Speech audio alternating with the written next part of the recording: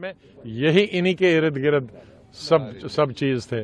कोई पहला प्रायोरिटी था, कोई दूसरा था, कोई तीसरा था, लेकिन ऑलमोस्ट यही 5 चीजें थी। ऑफ कोर्स सबने अपने अपने तरीके से, हमने अपने तरीके से बात की, कांग्रेस ने कि भाई क्या क्या गलतियां की, क्या क्या आपने प्रॉमिस किए थे वो नहीं हुए।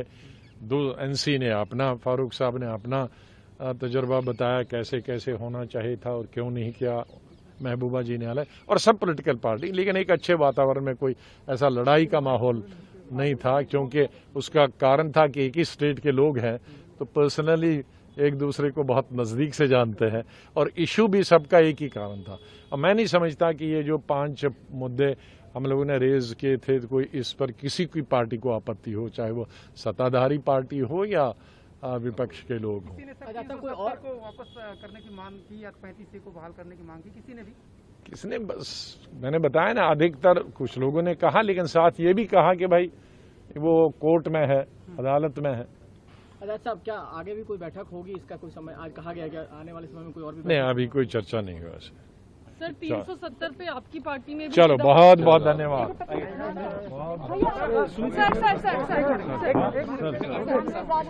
सर आप लोगों को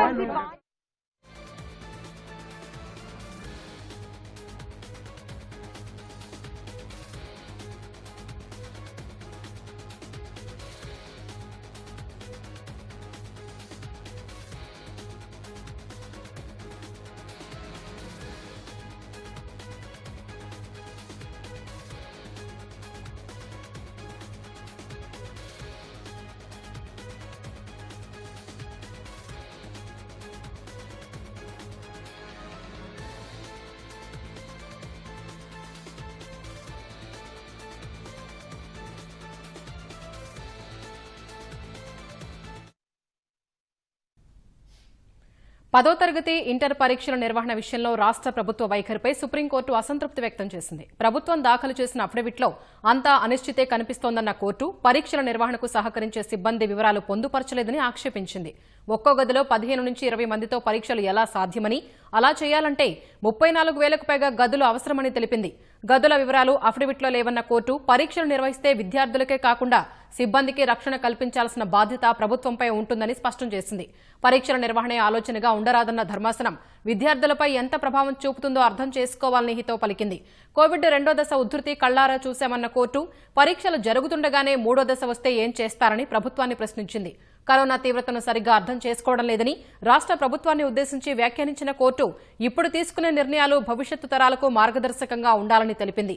ఈ దశలో కొంత గడువు ఇస్తే ప్రభుత్వంతో చర్చించి నిర్ణయం వెల్లడిస్తామని ఏపీ ప్రభుత్వ న్యాయవాది కోరగా ఇప్పటికిప్పుడే నిర్ణయం తీసుకోవాలని కోర్టు తేల్చి చెప్పింది. తదుపరి విచారణ శుక్రవారమే చేపట్టనున్నట్టు సుప్రీంకోర్టు తేల్చి చెప్పింది.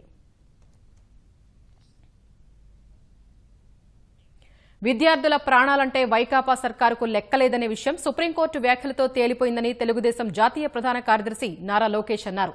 పరీల నిర్వహణకు సుప్రీంకోర్టుకు సరైన ప్రణాళిక లేని అఫిడవిట్ సమర్పించి చివాట్లు తిన్నారని ఎద్దేవా చేశారు. ప్రభుత్వ అఫిడవిట్ ప్రకారం పరీక్షల నిర్వహణకు అవసరమైన 35,000 గదులు సిద్దం చేశారని లోకేష్ నిలదీశారు. పిల్లల ప్రాణాలతో చెలగాటమాడితే పోయే ఒక్కో ప్రాణానికి ₹1 కోటి పరిహారంగా చెల్లించాలన్న కోర్టు వ్యాఖ్యలు ప్రభుత్వ మూర్ఖత్వానికి అద్దం పడుతున్నాయని లోకేష్ అన్నారు.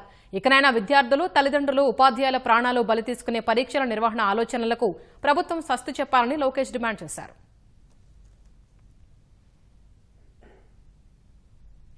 సుప్రీంకోర్టు వ్యాఖ్యల దృష్ట్యా 10 ఇంటర్ పరీక్షలు రద్దు చేయాలని వైకాపా ఎంపీ రఘురామకృష్ణరాజు ముఖ్యమంత్రి జగన్కు లేఖ రాశారు. ఇప్పటికే 18 రాష్ట్రాలు పరీక్షలు రద్దు చేశాయని, అదే బాటలో పయనిస్తే విద్యార్థుల భవిష్యత్తును కాపాడిన వారవుతారని తెలిపారు. పట్టుదల, పంతాలు, పట్టింపులు పక్కన పెట్టి విద్యార్థుల ప్రాణాలు కాపాడాలని కోరారు. పరీక్షల నిర్వహణలో రాష్ట్ర ప్రభుత్వ చిత్తశుద్ధిని సుప్రీంకోర్టు శంకించిందని, అనేక అనుమానాలు లేవనెత్తిందని రఘురామ చెప్పారు. పరీక్షలు రద్దు చేస్తే సుప్రీంకోర్టుకు తగిన గౌరవం ఇచ్చిన వారవుతారని లేఖలో వివరించారు. మంచి నాయకుడివి అని ప్రజలకు నిరూపించుకోవడానికి ఇదొక అవకాశంగా భావించాలని రఘురామకృష్ణరాజు జగన్కు సూచించారు. గ్రూప్ 1 ఇంటర్వ్యూ అభ్యర్థుల ఎంపిక సహా డిజిటల్ వాల్యుయేషన్ విధానంలో లోపాలకు తావులేదని ఏపీపీఎస్సీ స్పష్టం చేసింది. గ్రూప్ 1 మెయిన్ సమాధాన పత్రాలు వాల్యుయేషన్కు థర్డ్ పార్టీకి ఇవ్వలేదని, కేవలం సమాధాన పత్రాల స్కానింగ్, మ్యాపింగ్ సహా సాంకేతిక సహకారాన్ని మాత్రమే థర్డ్ పార్టీ నుంచి తీసుకున్నామని ఏపీపీఎస్సీ సభ్యుడు సలాంబాబు చెప్పారు. స్పోర్ట్స్ కోటాలో 70 మంది ఎంపికయ్యారనే ఆరోపణల్లో వాస్తవం లేదని ఏపీపీఎస్సీ సభ్యుడు షేక్ సలాంబాబు అన్నారు. Without any proper evidences, without any proper thing, సింపుల్గా ఎక్కడో కూర్చొని ఏదో జరిగిపోయింది, అమ్మేసుకున్నారు. What base you have? I'm telling repeatedly, commission will not bear any more the false and bases allegation being build anybody. That may be Lokesh or anybody. If they have proper proof, let him submit to the Honorable Court. If the decisions taken by the APPS in this government, if they వాళ్ళు CM గారికి ఆపాదిస్తే last గవర్నమెంట్లో APPS decisions వాళ్ళ సీఎంకి ఆపాదించవచ్చా? The ఇర్రెగ్యులాటరీస్ ఏమైనా జరిగాయో, allegations ఏమొచ్చావని ఆయనకి ఆపాదించవచ్చా? The thing is that is very baseless allegations, that may be whoever it may be. Rayalaseema ఎత్తిపోతలపై ఏపీ, తెలంగాణ మధ్య వాదోపవాదాలు కొనసాగుతున్నాయి. సీమ ఎత్తిపోతలకు అనుమతులుంటే పనులు ఆపాలని కృష్ణానది యాజమాన్య బోర్డు ఎందుకు ఆదేశించిందని తెలంగాణ మంత్రి ప్రశాంత్ రెడ్డి ప్రశ్నించారు. కొందరు విద్వేషాలు రగిల్చే ప్రయత్నం చేస్తున్నారని రాష్ట్ర ప్రభుత్వ సలహాదారు ఆక్షేపించారు. అభ్యంతరాలు ఏమైనా ఉంటే అధికారుల స్థాయిలో చర్చించుకుంటారన్న సజ్జల, పరిస్థితి చేయి దాటుతుందనుకుంటే జోక్యం చేసుకునేందుకు సీఎం సిద్దమన్నారు. అక్రమమైన, ఘోరమైన నీటి తరలింపును జగన్మోహన్ రెడ్డి గారు చేయటానికి ప్రయత్నం చేస్తూ ఉన్నారు. మేము ఓన్లీ సర్వే కోసమే అక్కడ ఉన్నాము, పనులు చేయట్లేదు అని గ్రీన్ ట్రిబ్యునల్కి అబద్ధం చెప్తున్నారు. ఇవన్నీ కూడా అనేకమైనటువంటి పనులు అక్కడ జరుగుతూ ఉన్నాయి. రాయలసీమ ఎత్తిపోతల పనులు ఆపండి, ఏపీకి కృష్ణా బోర్డు ఆదేశం. చాలామంది రాయలసీమ చెందినటువంటి, ఆంధ్ర ప్రాంతానికి చెందినటువంటి ఎమ్మెల్యేలు నా మీద అడగోలుగా మాట్లాడినారు. మా వాటాలనే మేము తీసుకుంటున్నాం, మేము మాకు అనుమతులు ఉన్నాయి, మేము ప్రాజెక్టులు కట్టుకుంటున్నామని. మరి ఇప్పుడు ఏమంటారు? మీరు కడుతున్న రాయలసీమ ఎత్తిపోతల పథకం అక్రమమైన ప్రాజెక్టే అని కదా, అందుకే కృష్ణా బోర్డు మీ ప్రాజెక్ట్ ఆపమని చెప్పినట్టే కదా. సక్రమం ఏదైతే ఎందుకు కృష్ణా బోర్డు ఆపమని చెప్తుంది? మీకు అన్ని పర్మిషన్లు ఉంటే డిపిఆర్ని ప్రజెంట్ ఇదేమని ఎందుకు అడుగుతుంది? అటువైపు కొన్ని శక్తులకు ఆ సెక్షన్స్ కోరుకుంటున్నట్టున్నాయి. తెలంగాణ రాష్ట్రం విడిపోయినా కూడా ఇంకా పేరు మీదే ఏదో చేయాలని ప్రయత్నం చేస్తున్నట్టున్నారు. కానీ బట్ వాళ్ళనే ఒకటి అడుగుతాను, ఆ రోజు కేసీఆర్ గారు, ముఖ్యమంత్రి గారు, ఆయన రాయలసీమను ఆదుకోవడానికి ఎంతవరకైనా వెళ్ళాలి, నేనుండి నడిపిస్తానని ఆయన అన్నారు. 40,000 ఎందుకు, 80,000 అయినా తీసుకోండి, ఆయన పూర్తిగా అంగీకరించి నేను 2 అడుగులు ముందు ఉంటానన్నారు. అది వాస్తవం. కాబట్టి దానికి అనుగుణంగానే మనం చేసుకుంటున్న ఏర్పాట్లన్నీ కూడా ఇప్పుడు ఇష్యూ ఇదైనప్పుడు దీన్ని సాల్వ్ చేసుకోకుండా పరుషంగా మాట్లాడుకోవడమో, ఒకరి మీద దానివల్ల ఏం సర్వ్ అవుతుంది, ఏ పర్పస్ సర్వ్ కాదు. వాళ్ళు అట్లా అంటుంటే అది వాళ్ళ విచక్షణకే వదిలేస్తాం. ఎవరన్నా ఈరోజు కాదు రేపు, ఈవెన్ ఈ డిపిఆర్లు తయారైనా, పర్మిషన్లు వచ్చినా, ఒకరినో డౌట్గా చూసుకుంటూ ఉంటే మాత్రం ఎప్పుడూ ఏదో ఇష్యూ అయితే రేజ్ అవుతుంది. ట్రస్ట్ అవసరం. ఆ ట్రస్ట్ కంటిన్యూ చేయడానికి 2 అడుగులు ముందుకేసైనా ఉంటామనేది చెప్పడం నా ఉద్దేశం. అటు నుంచి కూడా we expect the same thing. Indian పోర్టుల ముసాయిదాపై రాష్ట్ర ప్రభుత్వం అభ్యంతరం తెలిపింది. ముసాయిదా వల్ల రాష్ట్ర ప్రయోజనాలు దెబ్బతింటాయని పరిశ్రమల శాఖ మంత్రి గౌతమ్ రెడ్డి చెప్పారు. మైనర్ పోర్టుల నియంత్రణా కేంద్రం చేతిలోకి వెళ్లడం మంచిది కాదన్నారు. ఈ అంశంపై అధ్యయనానికి కేంద్రాన్ని సమయం కోరామన్న గౌతమ్ రెడ్డి, అవసరమైతే తీర ప్రాంత రాష్ట్రాల మద్దతుతో పోరాడతామని స్పష్టం చేశారు. రామాయపట్నం పోర్టు పనులను నవంబర్లో ప్రారంభిస్తామని చెప్పారు. ఈ షిప్పింగ్ వెసల్స్ కూడా సైజ్ పెరిగిపోతున్నాయి. సో దాని ద్వారా ఈ పోర్ట్ డ్రెడ్జింగ్ కావచ్చు, అలాగే ఇన్లాండ్ మిషనరీ కావచ్చు, హ్యాండ్లింగ్ మిషనరీ కావచ్చు, దీని కెపాసిటీస్ అన్నిటి కూడా పెంచాల్సిన అవసరం ఉంది. ఇలాంటి పరిస్థితుల్లో ఈ మోడర్నైజేషన్ ఆఫ్ ఎగ్జిస్టింగ్ పోర్ట్స్ కావచ్చు, అలాగే మా కొత్తగా కట్టబోయే పోర్ట్స్ కావచ్చు, ఈ క్యాపెక్స్ కూడా చాలా ఎక్కువ పెరిగిపోతుంది. కాబట్టి so we requested the government of India to start a long term maritime fund to facilitate states like us to develop our ports. Chittoor జిల్లాలో మామిడి రైతుల కష్టాలకు పంచాయతీరాజ్ శాఖ మంత్రి పెద్దిరెడ్డి రామచంద్రారెడ్డి, ఆయన సోదరుడు ద్వారకానాథ్ రెడ్డి నేతృత్వంలోని గుజ్జు పరిశ్రమల యజమానులు కుమ్మక్కవడమే కారణమని తెలుగుదేశం అధినేత చంద్రబాబు ఆరోపించారు. గిట్టుబాటు ధర లేక ఆత్మహత్యలు చేసుకుని రైతులు బలవుతుంటే వైకాపా నేతలు కమిషన్ల కోసం చూస్తున్నారని మండిపడ్డారు. మామిడి రైతులకు గిట్టుబాటు ధర కల్పించే విషయంలో ముఖ్యమంత్రి జగన్ జోక్యం చేసుకోవాలని చంద్రబాబు డిమాండ్ చేశారు. చిత్తూరు జిల్లాలో మ్యాంగో బోర్డు ఏర్పాటు చేయడంతో పాటు తోతాపురి రకాలను కేజీ 15 రూపాయల నుంచి 20 రూపాయలకు కొనుగోలు చేయాలన్నారు. కొనుగోలు కేంద్రాల వద్ద ఎలక్ట్రానిక్ డిజిటల్ బోర్డులు ఏర్పాటు చేసి రోజువారీ మామిడి ధరలను రైతులకు తెలిసే విధంగా ప్రదర్శించాలని సూచించారు.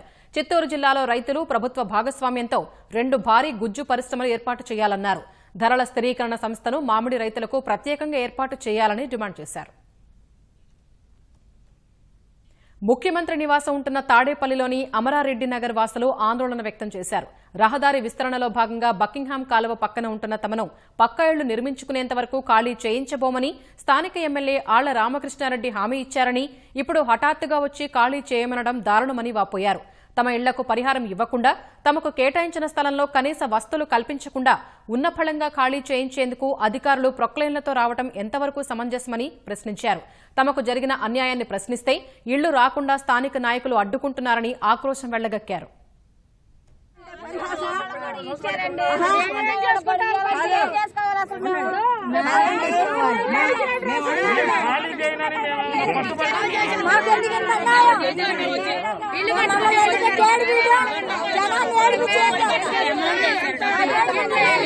లక్షలు అంటే ఇంటిని బట్టి వేశారు, లేని వాళ్ళకి ఇంకా తక్కువ వేశారు. ఇప్పుడు లేని వాళ్ళకి ఒక రూపాయి ఎక్కువ అయితేనే బాగుపడేది, రూపాయి ఎక్కువ అయితేనే బాగుపడేది. ఉన్న వాళ్ళకి 5 లక్షలు 7 లక్షలు 8 లక్షలు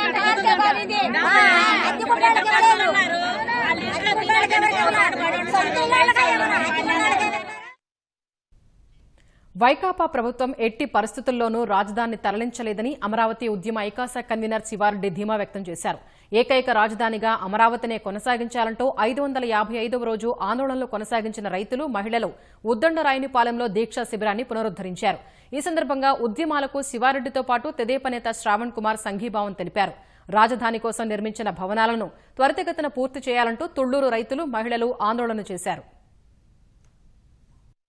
రోడ్డు పక్కన గజం స్థలం పోతుంటే కోర్టులకు వెళ్తున్నారు, రోడ్డుకు అడ్డం పడతారు, పొక్లైన్లకు అడ్డం పడతారు. రోడ్డు వేస్తుంటే అభివృద్ధి జరుగుద్దని తెలిసి కూడా అడ్డుపడతారు. గజం స్థలం పోతుంటే అటువంటిది 34,000 ఎకరాల భూమి ఇచ్చిన ఈ రైతాంగ త్యాగం ప్రతి ఒక్కరికి తెలుసు. నేను ఒకటి మీకు హామీ ఇస్తున్నాను, ఈ ప్రభుత్వం తలకిందులుగా తపస్సు చేసిన అమరావతి నుంచి రాజధానిని తీసుకెళ్లలేదు.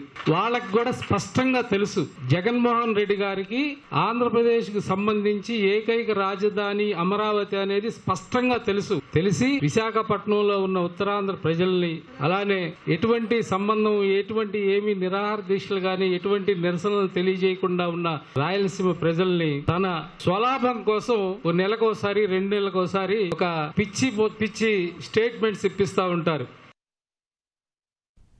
గుంటూరు జిల్లా మంగళగిరిలోని ఎన్ఆర్ఐ వైద్య కళాశాల బోధనాసుపత్రిలో పాలక మండలి 2 వర్గాలుగా విడిపోయింది. 18 ఏళ్లుగా సేవలందిస్తోన్న ఎన్ఆర్ఐ అకాడమీ యాజమాన్య మార్పిడి, వాటాల అమ్మకాలపై భిన్నాభిప్రాయాలు వ్యక్తమవుతున్నాయి. చర్చలు జరుగుతున్న సమయంలోనే కార్యదర్శి ముక్కామల అప్పారావును 2 రోజుల క్రితం కమిటీ నుంచి తొలగించారు. ఈ నిర్ణయంతో అప్పారావు ప్రత్యేక వర్గం ఏర్పాటు చేశారు. 2 వర్గాలు ఇవాళ వేర్వేరు సమావేశాలు పెట్టాయి. పోలవరపు రాఘవరావు అధ్యక్షతన జరిగిన భేటీలో 17 మంది పాల్గొనగా పాత కమిటీని పునరుద్దరించారు. అప్పారావు ఆధ్వర్యంలో సమావేశమైన మరో వర్గం 9 మందితో కొత్త కమిటీ ఏర్పాటు చేశారు. అధ్యక్షునిగా మంతెన నరసరాజును ఎన్నుకున్నారు. తమ సమావేశానికి 19 మంది హాజరైనట్లు ప్రకటించుకున్నారు. ఆర్థిక లావాదేవీల్లో అక్రమాలు జరిగాయని ఇరు వర్గాలు పరస్పరం ఆరోపించుకున్నాయి.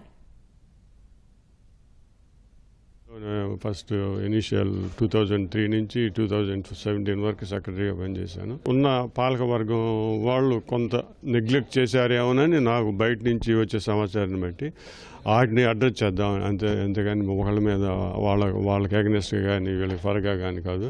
We took the new people. అలాగే ఎవరైనా రిజైన్ చేస్తే కనుక we may take some new people, అంతేగాని is no question of selling the organisation.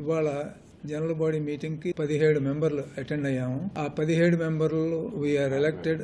I'm the president. ఇదంతా మా 17 మంది మెంబర్స్ మీద మిగతా వాళ్ళు ఈ కాలేజ్ ఎవరికైనా ఇచ్చేద్దామని ఉంది. అది మేము ఖండిస్తున్నాము. ఇవ్వడానికి వీలు పడదని చెబుతున్నాము. మేమే సర్వీస్ ప్రొవైడ్ చేస్తున్నాము. అన్యాయంగా కొందరు తమపై పోలీస్ కేసు పెట్టారని 3 మంగళగిరి ఎన్ఆర్ఐ ఆసుపత్రి డైరెక్టర్లు హైకోర్టును ఆశ్రయించారు.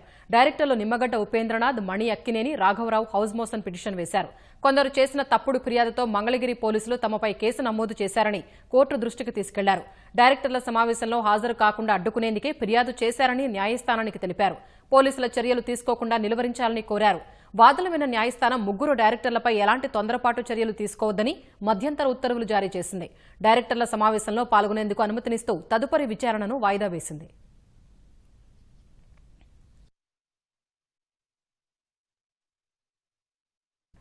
విద్యాశాఖ మంత్రి ఆదిమూలపు సురేష్ మీడియాతో మాట్లాడుతున్నారు. ప్రత్యక్ష ప్రసారం ద్వారా చూద్దాం. We direct all the state boards to ensure that the schemes are formulated and the assessment schemes, examination assessment schemes are and notified at the earliest and not later than 10 days from today. ఈ రోజు నుంచి 10 రోజుల లోపల schemes evaluation schemes formulate చేయాలని చెప్పి and also declare the results of the internal assessment by 31st July 2021, which is the timeline specified for CBSE and ICSE boards in terms of the Supreme Court order dated 22/6/2021 passed in writ petition number 522 of 2021. దీని సారాంశం ఏంటంటే ఈ రోజు నుంచి 10 రోజుల లోపల ఈ యొక్క బోర్డ్స్ స్టేట్ బోర్డ్స్ ఏవైతే ఉన్నాయో ఆ స్టేట్ బోర్డ్స్ పరీక్షలు నిర్వహించిన స్టేట్ బోర్డ్స్ ఈ యొక్క అసెస్మెంట్ ఏవైతే ఉన్నాయో విద్యార్థుల మరి మార్క్స్ను అవి ఒక 10 days లోపల ఫైనలైజ్ చేయాలి అండ్ ఎంటైర్ రిజల్ట్స్ ఆ డిక్లరేషన్ రిజల్ట్స్ కూడా 31st July లోపల చేయాలని చెప్పి చెప్పడం జరిగింది. మరి ఈ విషయాలన్నింటినీ మరి సమీక్షించిన తర్వాత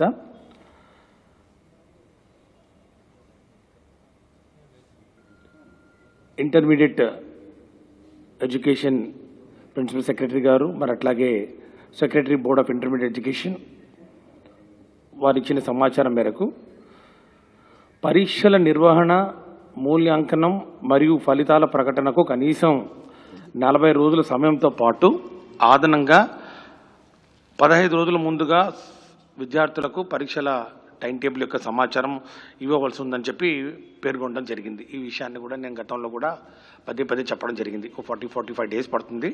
45 డేస్లో మరి ఈ రిజల్ట్స్ పూర్తిగా ఈ ప్రాసెస్ ఎంత కంప్లీట్ చేసుకొని మరి రిజల్ట్స్ అనౌన్స్ చేసుకోవడానికి వెసులుబాటు ఉంటుందని చెప్పి చెప్పడం జరిగింది. కానీ ఈరోజు సుప్రీంకోర్టు వారు ఇచ్చినటువంటి ఈ తీర్పు దృష్ట్యా గౌరవ అపెక్స్ కోర్టు వారి ఆదేశాల ప్రకారం నిర్ణీత కాల వ్యవధిలో అనగా 31st July నాటికి పరీక్షల ప్రక్రియ పూర్తి చేయడం సాధ్యం కాదు. ఇదే విషయాన్ని గౌరవ మరి ముఖ్యమంత్రి గారికి తెలియజేయడం జరిగింది.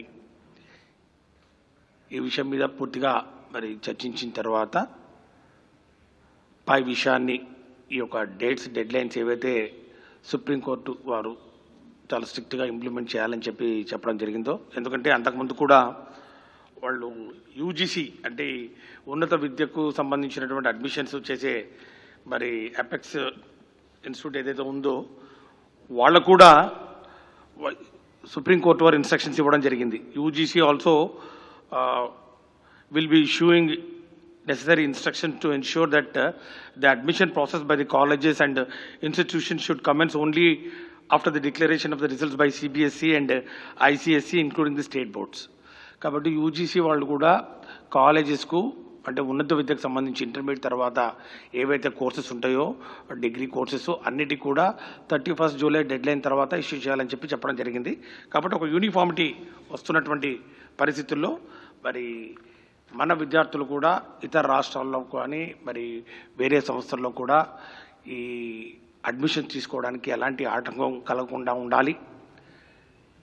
మరి ఈ యొక్క పరీక్షలు ఇంత టైట్ షెడ్యూల్లో 10 days ఇప్పుడు లోపల అండ్ 31st July లోపల నిర్వహించడం మరి వీలు కాని పరిస్థితుల్లో ప్రభుత్వం మరి board of intermediate education public పరీక్షలు థియరీ 2021ను రద్దు చేస్తున్నట్లు ప్రకటించడం జరుగుతూ ఉంది. మరి దీని తర్వాత రద్దు చేసిన పరీక్షల మార్కులను ఏ పద్ధతిలో కేటాయిస్తారనే విషయాన్ని త్వరలోనే ప్రకటించడం జరుగుతుంది. అంటే ఈ యొక్క మార్క్స్ సిబిఎస్ఈ వాళ్లకు ఒక డీటెయిల్డ్ గైడ్లైన్స్ ఇవ్వడం జరిగింది. ఏ విధంగా ఈ అసెస్మెంట్స్ చేయాలి, ఏ మార్కులు పరిగణలోకి తీసుకోవాలి. ఇప్పుడున్న పరిస్థితుల్లో మన దగ్గర కేవలం intermediate second year practical examinations marks మాత్రమే అవైలబిలిటీ ఉన్న నేపథ్యంలో ఒక హై పవర్ కమిటీని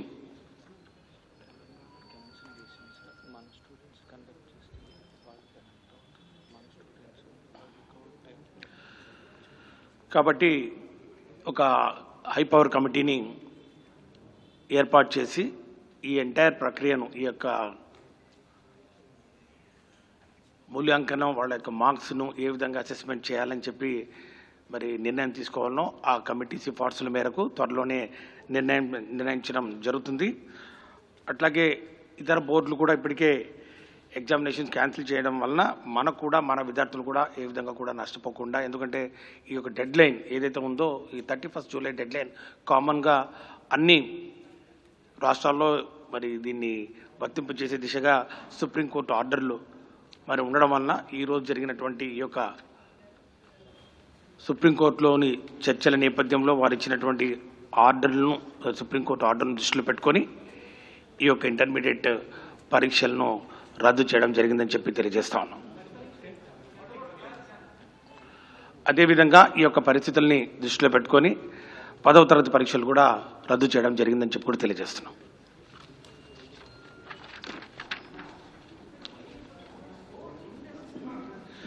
Absolutely, there is no indecisiveness on the part of the government right from the day one till today in the morning, right, including the affidavit filed before the Honorable Supreme Court. We have time and again, we have mentioned it that we are ready to conduct the examinations duly following all the protocols, including, 15 students for every room, and then maintaining physical distances, and following absolutely to the last core of the points of the standard COVID-19 protocols. We have been telling very clearly, and this is the second best option available with the government.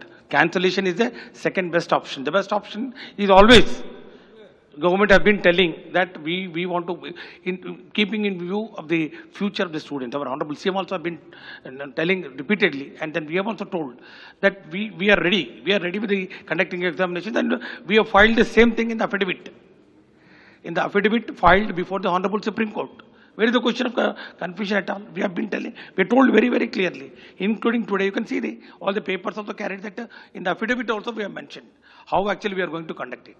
But now that the Honorable Supreme Court has fixed the deadlines, he has fixed the deadlines.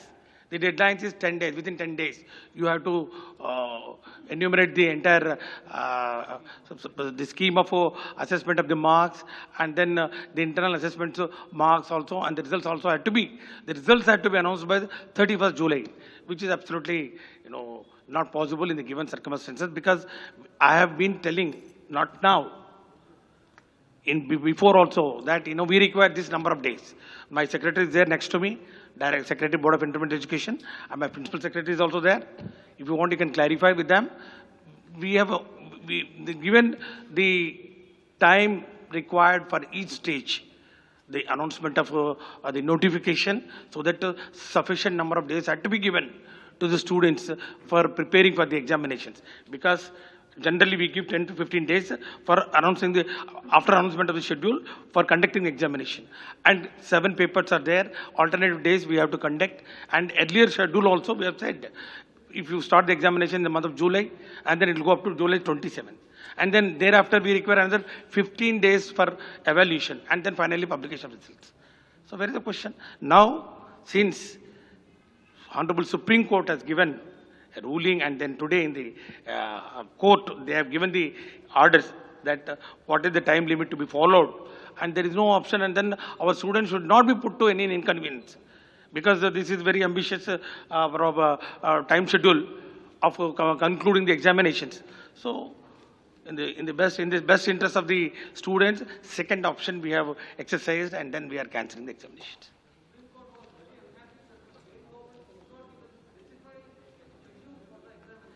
We have given almost 1 month back. We have given the schedule. If you want, I'll give a copy of the schedule. The schedule for conducting of examinations, for intermediate examinations, has been given almost 15 to 20 days back, and then it will be commencing from July 7th. The entire state knows about it. It was there. We have published the schedule. It was there. The schedule is very much there on record. And then why Supreme Court never asked the schedule? Supreme Court only asked, how are you going to conduct the examinations? We told them. How are you going to conduct the examinations? We told, like all the steps that are required to be followed. Step 1, step 2, step 3, how many? The schedule. The schedule, timelines, everything is there. We have mentioned it. There is absolutely no ambiguity at all. You ask anybody, all the press here, and then how many times I've come before the press, and then how many times I mentioned, did I ever mention that we are having two minds and all? I've never said that. It's only when Supreme Court intervened. It's only when Supreme Court said that,